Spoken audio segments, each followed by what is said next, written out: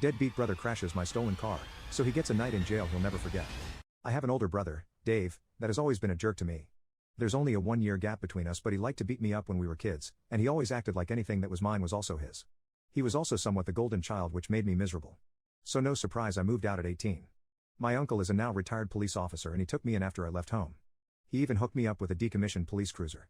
I absolutely love that car. I don't know why, but Dave absolutely hated the fact I had that car.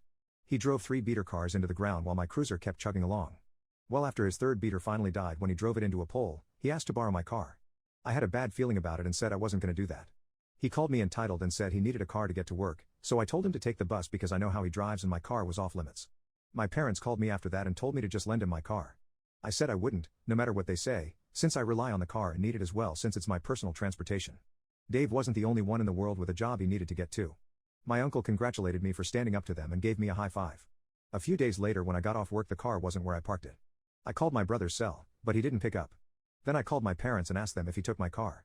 They denied it, so I said I was going to call the cops, and then they admitted he'd borrowed it because he needed it. I told them he better bring it back right now or I'll have police looking for him. They called me a jerk and then phoned Dave to bring my car back. He showed back up in the parking lot in my car 20 minutes later. I demanded to know how he stole my car, and he held up a set of police keys he'd bought online. I told him that if he ever stole my car again, I'd have him arrested. Then he had the audacity to ask for a ride home. I told him he made me wait in the December cold after stealing my car, so he could walk. He called me a jackass before I drove away. After that my uncle installed a tracking device in the car. When Christmas Day came I was celebrating with my family like every year. The roads were cold and icy, so I had to be very careful while driving. Well, Dave borrowed my car again during the Christmas party.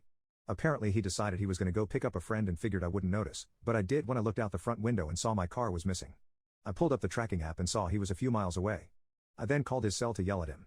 Everyone in the party saw this and asked what was going on, so I told them Dave stole my car again. And my uncle confirmed it wasn't the first time. Dave told me over the phone to screw off and he'd be back soon. I said he better not have been drinking, but he just hung up on me. Well, while I was watching the tracker app the dot stopped and didn't move for a while. Soon we got a panicked call from Dave asking for help.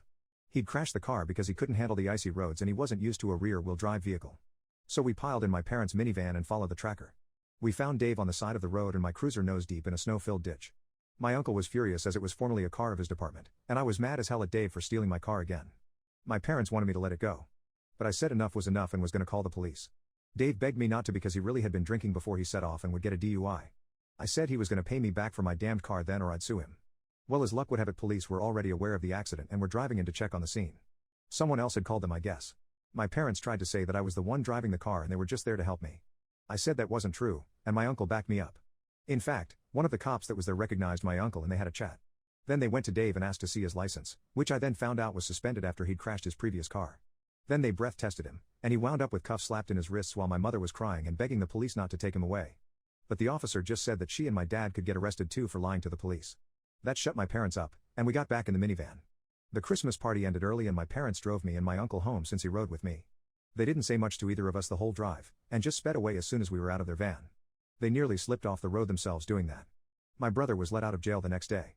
And he looked so scared that he was practically crying. That's when my uncle started cracking up and revealed to us that his friends in the department never filed the DUI and just the charge for the suspended license, which was about a $600 fine. My uncle said he just wanted to teach Dave a lesson. The cops there had actually beat him up a bit while talking about prison and the poop they'd seen go on there. The best part was that it scared Dave so much that he actually pissed himself.